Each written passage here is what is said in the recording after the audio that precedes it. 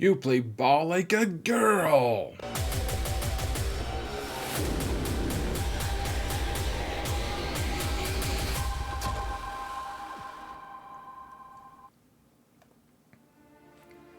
Hello everyone, and welcome to another episode of Xaereth Prevails, a Grand Arena story. We're in match 5 of the current GAC season. I'm at 2-2, which is kind of one of my lowest startings for a season, which happens. So here's the situation. Facing a dude named Captain America, which is probably just a less literate version of Captain America, for being honest. And my opponent is actually a pretty smart guy, and he has used all of my counters a lot. You can see his modding is very reflected in what my modding tends to be, my modding advice, but I do have a significant GP advantage over him, which I keep forgetting to put in these visuals, so I need to change that at some point. But you can see here the mod and relic advantage that I have. The only one that he has really is he has a slight advantage in tier 8, relic 8s, and it's not that much, especially because I have some relic 9s to kind of fill in the gaps, and then of course my mods are significantly stronger. I have a pretty big advantage here, so I mean, that's nice. You can see my defenses as well. We have 3 GLs on defense as per usual, with Kenobi and Lord Vader up front, and then Rey in the back, and then some fillers in the back with Rey. And otherwise, I did some scouting. My Jedi, or my Darth Revan team was faster than his troopers. He actually hadn't geared up his Dark Trooper yet, which was baffling to me a little bit. But otherwise, I do have Palpatine with Mara up top, along with Traya with Talon, and all the new legendary characters on defense. I even put Dash on defense just to see how he'd do. He's Relic 5, of course, so there's that. And I did not actually scout my opponent going into this, or at least I just jumped into the round. I needed to do an early stream because it was Christmas Eve. So before we jump into the fights, I didn't take any screenshots of his teams or anything, but before we jump into the fights, just want to remind you that if you want to support the channel for free, all you've got to do is hit that sub button if you haven't already yet, or hit the like, or do a comment in the comments area. Do all of them if you are amazing, which a lot of you guys are actually, frankly, but I would really appreciate it. It's working. We're mounting the algorithm, and it's been working, and just have nothing but gratitude for you guys. Thank you so much for everything. It's been a crazy, awesome year, and a crazy, awesome month for that matter. So please, keep hitting that button. I would really appreciate it. That being said, let's actually jump into the video, shall we?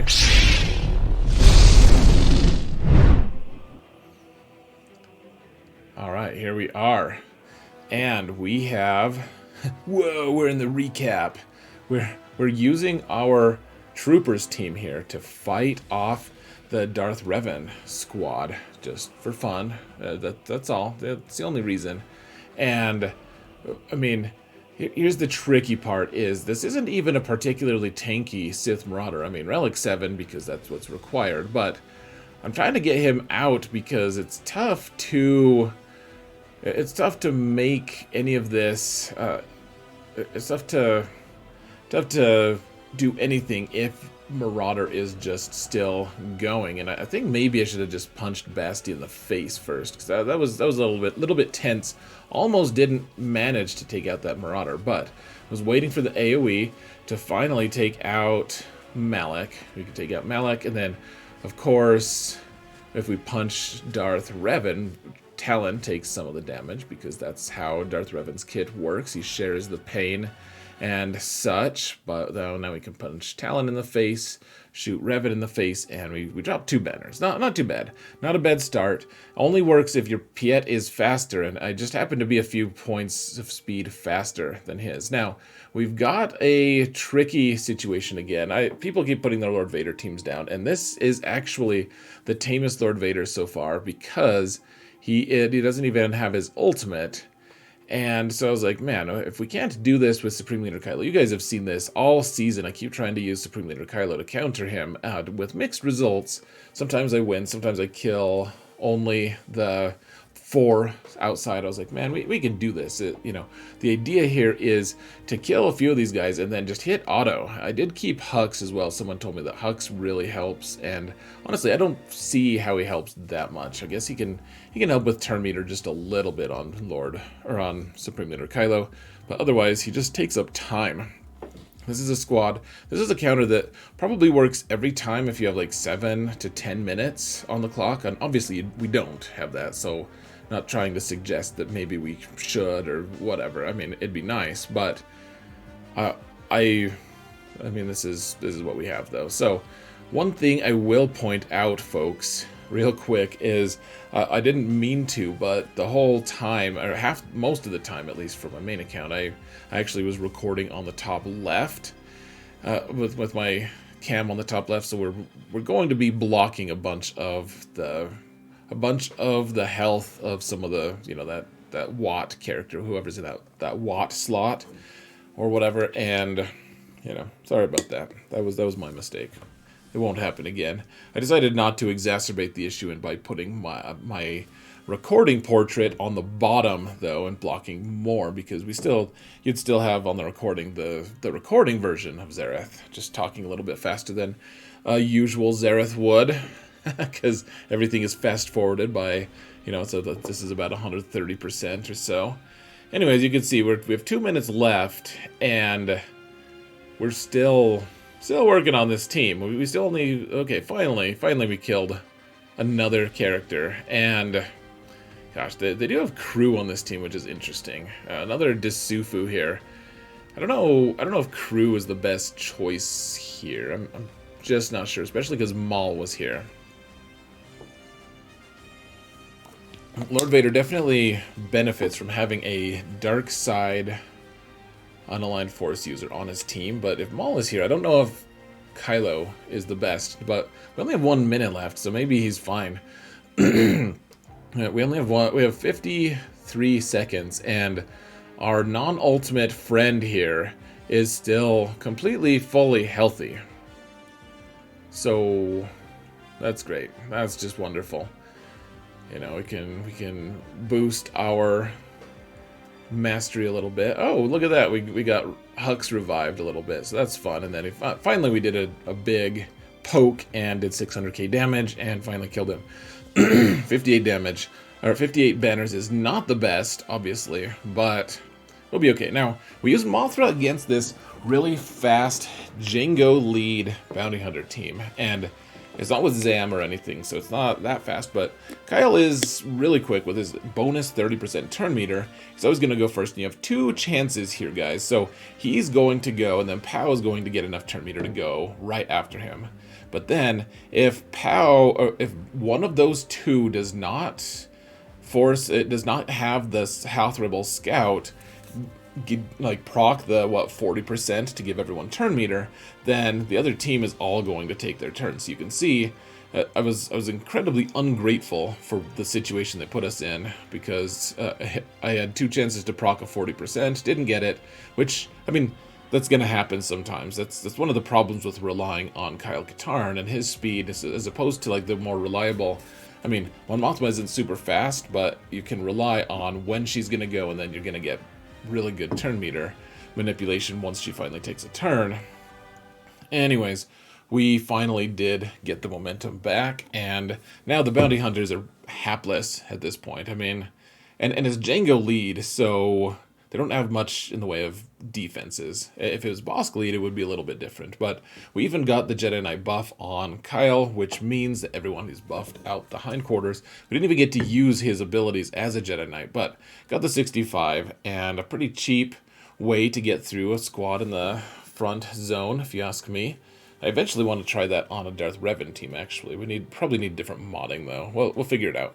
So, now we're going to use Bad Batch against Padme, and this is a really dank Padme team. So, you know, there is that. And, so, I mean, you can, as long as we're doing specials, we can just chew through, you know, as long as we're doing our attacks, yeah, we can just chew through all of their health and protection, even if we're assisting. And then the issue being, of course, once you get down to just one character, if you use specials, then Omega's going to assist and therefore give protection up to whoever you're shooting at, and it's going to seem like you can't actually win. And so it took me a little bit to realize this interaction, because Omega, it's easy to forget that Omega is assisting. So you just need to do basics. And once I did realize that, I still decided I was going to play with my food just a little bit. We have plenty of time, and I just wanted to make sure that we're going to have full banners and everything like that. Yeah, so that's what we're doing. It's not an optimized play, and I've acknowledged that on the stream, but yeah, people are going to take this as evidence that Omega is once again screwing everything up. And I mean, I don't see how all those assists from Omega is screwing everything up. Frankly, I don't know why people want Omega to be bad or something. That seems like what happens. People just want Omega to be bad, maybe because they don't want to have to gear her, maybe because they want to call her Omega instead or whatever. I don't know, but one way or another, I don't really get the hate. Don't get it. So anyways, I finally got the heal off that I wanted from Wrecker, and now we can just do some basics. And because we're doing basics, Omega is not going to assist, at least not as much, unless we do specials again. But eventually we can bring down the beast and get max banners, or at least the soft max. So get through that front zone at a decent rate. I mean, we killed one Galactic Legend. The question is, do they have another Galactic Legend? And they in fact do. And they have a Qui-Gon team with a lot of good Jedi on there. And so I'd already used my Bad Batch. Bad Batch would probably be ideal for this squad, frankly. You get that stun, the 2-turn stun from Wrecker on Anakin, and it's basically just over. But we don't have that, and so I decided to do science. And this is another one. You guys, this is the title match, so to speak. We're using Aurra lead, and I wanted to see if we could just disintegrate Anakin. I told the stream at the start, like, we probably just get melted here. Once we kill Anakin, hopefully we can kill Qui-Gon as well, but we're going to kill Anakin first. So we're going to target him so that he doesn't get any of his, so that he doesn't gain bonus turn meter and do an AoE and kill us all. So we did manage to snipe him out, and now we need to kill Qui-Gon, because they're still all buffed a lot, and I mean, Ki-Adi-Mundi's buffing them quite a bit as well. So we got to be cautious here. These guys are all super high relic, and you can see all the damage that they're doing to poor old Bosk. He dies, Aurra dies, and we only have a few different characters. So I was like, okay, let's kill Qui-Gon here, and then they'll probably murder the rest of it. Like, there's no recourse. They all have foresight and everything. And I will say that even though, like, I didn't think that Zam was going to be able to beat this team straight up, unless it was a bunch of really bad Jedi, which this is a really good Jedi version. We still accomplished our goal here. I mean, I was fine with this because we were doing science, and I didn't have a ton of time to be able to think about this because, like I said, Christmas Eve. So we're doing the off-meta counter here so that we have multiple Jedi teams available. So only a single tank with Supreme Leader Kylo, and the idea here is if he ever has ability block, or if he ever doesn't have ability block, then you should be putting ability block on him as quickly as you can. That we had the mark on Red Trooper there, so we couldn't target him for blind or something, but did get the ability block on him once again. Now we need to kill Hux. So once again, okay, so we can taunt with old Ben because he has a death wish, etc. And Kylo did get a turn, but we have foresight up from Hoda. And I mean, you guys can search this. This counter still works. Obviously, it still works, but as long as you have a fast enough old Ben. Unfortunately, I didn't manage to kill Phasma in time, so old Ben paid the ultimate price, which, I mean, we've all become accustomed to being okay with that, frankly. I mean, give the Master's training to Basti second so that she can get that ability block on Kylo more consistently, and really, I mean, once it's him alone and we have enough Jedi, it's not too bad. So old Ben cost us 3 banners, the old codger, and we're good to go. We can move onward. So we're going to go to the top zone here, which is a total mystery to you guys. But, I mean, it's nothing too crazy. It was a total mystery to me walking into it, so it's fun that you guys have a Fog of War as well.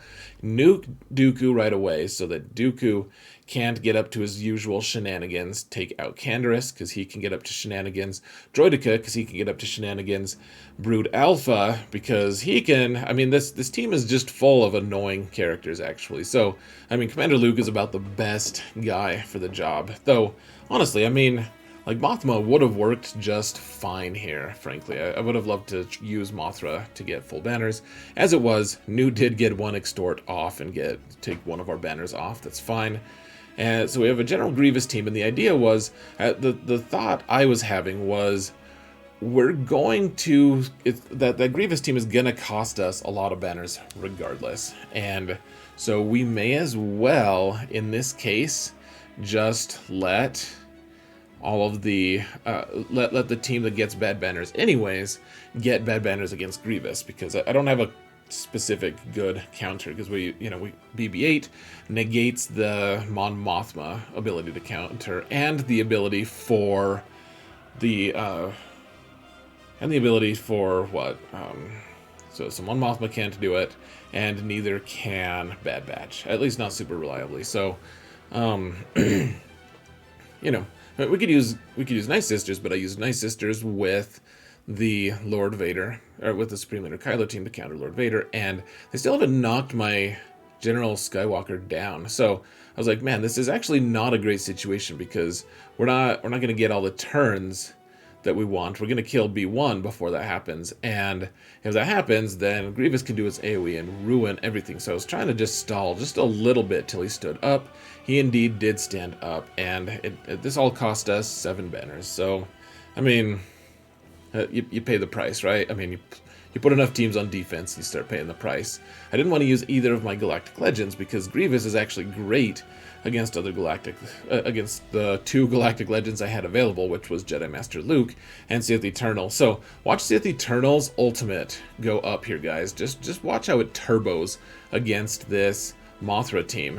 It's pretty fun, actually. Just like they get their turns. He gets like one more. He gets 2 turns total. He links, and then he does one heal thing.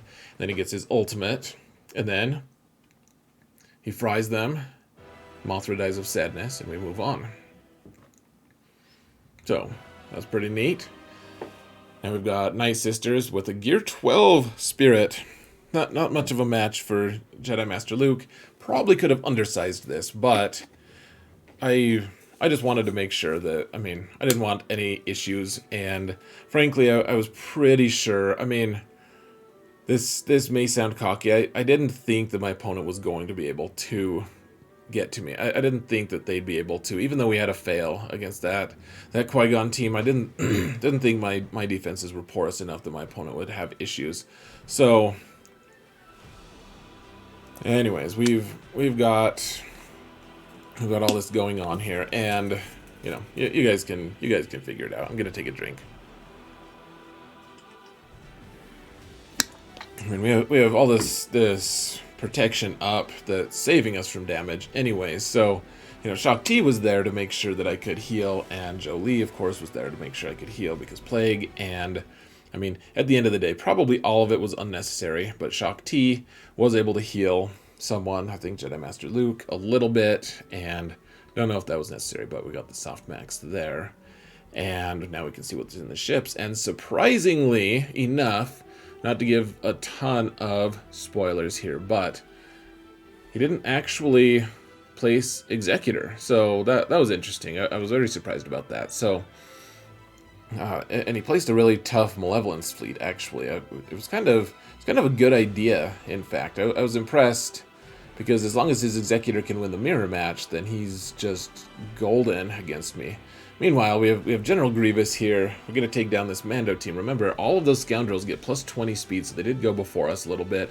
And then I missed out on a couple opportunities to maximize my banners there, but it would have only been 1 or 2 extra. So got there, and then Geos are going to jump in. And remember that Ki-Adi-Mundi is still giving his team a bunch of buffs, because they're all Galactic Republic Jedi.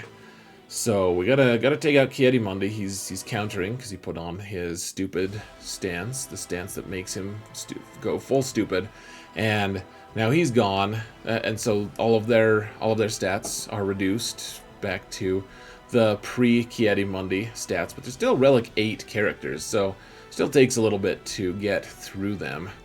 But with the Geos, we ended up I think we only dropped maybe 0 banners actually, so that was good. I mean, we dropped the initial 20, and now we've got fleets. He's got the Executrix fleet, so you do the wiggle with Falcon first here because you want to avoid him getting ability block with his AoE right away, and managed to kill that bomber immediately regardless. But this is an interesting comp because you never see TIE Fighter pilot on defense anymore because he's always part of that Malevolence counter against Executor, but because he has his Executor on offense, he can place it on defense. Like this, it didn't actually help him, but it was just interesting to see TIE Fighter pilot here. And now you can see this build here of Malevolence. We're doing the mirror match.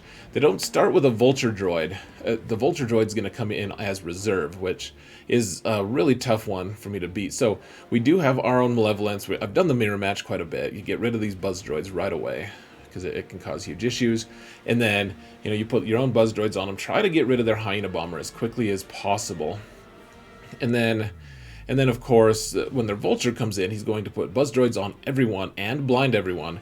And that's when you want to have, I put Gauntlet in because Gauntlet was going to heal everyone, and you could also have Gauntlet cleanse all of those debuffs. So managed to kill the hyena bomber with a nice spy interjection there. Get some more buzzies out on them. And Scimitar came in first instead of their Vulture, which Vulture is the one that you want to come in. I mean, usually you just put one reinforcement, and that's Vulture, just to guarantee that they aren't going to get their reinforcements in that they want. Or that you do get the reinforcements in that you want. And their Vulture is going to come in next if I can't kill their spy and this other Vulture beforehand, but I did manage to do that. They killed a few of our guys, so you know, this is what, an old school 59. We got a 66, then a 59 in fleet, so not too bad. We did end up dropping well over 40 banners here, though, closer to 50 banners total, with that one fail and then a couple other, I don't know, mishandlings of squads and mismanagements of things, but this isn't too bad, frankly. This is fine. 1698 isn't awful, especially because my defense is so tough. So let's jump to see what the final results were, shall we, guys? Hold on, let me push the right button. There we go.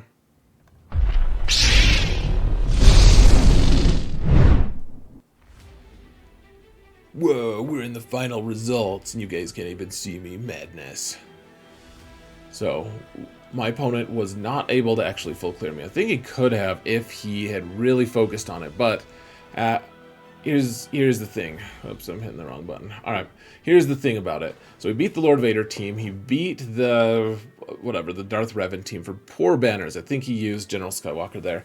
And then, I don't know what he used on Jedi Master Kenobi, but he failed, and at that point, he doesn't have many Galactic Legends left. He probably can't clear my bottom zone at this point, so why bother? So you go up top, and he used initially he said he used a Bando team against Dash and failed. It was apparently a huge fiasco, which is nice to hear. And then he used Commander Luke to clear that. Don't know what he used against this Nute team that isn't very good, or the Treyas squad with Talon. No clue. Not even sure what banners he got. But then here's the intriguing part, guys. He actually used Sith Eternal with Watt on this Palpatine with Mara team, and as you can see, we just zapped him. We killed, like, apparently this has potential as an off-meta counter, so that's exciting, like, incredibly intriguing in my opinion.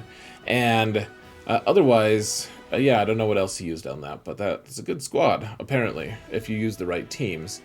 So, final thoughts here. Dash seems good, like he's good on defense. I'm not sure if I want to. I mean, if he can kill the Bando team consistently, That's pretty nice. Like that seems really nice. The thing that my opponent said he used was Commander Luke. Like he kept killing people, and then eventually Chupio went and just wiped the whole team out. So I mean, if CLS can beat it, there's probably a lot of teams it can lose to on defense. I don't know. We'll keep it on defense for a little bit and just see what its capabilities there are. But otherwise, we have apparently Palp and Mara beat Sith Eternal Wat.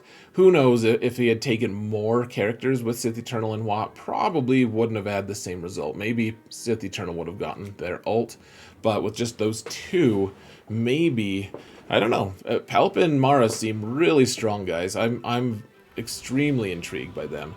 And then finally, and this is me admitting that I think Qui-Gon is better than I initially thought. He's at least the good version it seems intriguing. I don't know exactly, like how badly are you hurting your own Galactic Legends in those teams, your other Jedi teams? It remains to be seen if it's worthwhile, but I mean, if you can get a hold every time with it, that's probably worthwhile. That probably jumps that team up in priority. So I don't know. It can always be two-shot, because as long as you can kill Qui-Gon, then there's not an issue, right, of being able to beat the team. But you kill Qui-Gon, then they kill you, and then you kill the rest of the team because they don't have a lead, and it's easy enough. But I mean, getting those holds is nice. You get those extra banners. I don't know. I'm more interested in Qui-Gon Omicron than I had initially thought I would be. So, we'll see. I'm still really enjoying the Zam Omicron, but Qui-Gon Jinn is growing on me for sure. So, anyways, folks, I would recommend, if you haven't already, check out my alt and Prevail Man attacks. They're only on Twitch right now. I'll be uploading them to YouTube slowly. Those will be week 1 first, but I've been doing a lot of unlikely, crazy things against really crazy odds lately, and those accounts have been a lot of fun. So check those out. Come watch me live, etc. if you want. If you dare, come watch me on Twitch. The link, of course, is in the video description. But anyways, I'm going to let you go. Guys, thank you all so much for watching. And remember that in all things, Xaereth prevails. And sometimes he even wins sometimes. Woo! See you later, guys.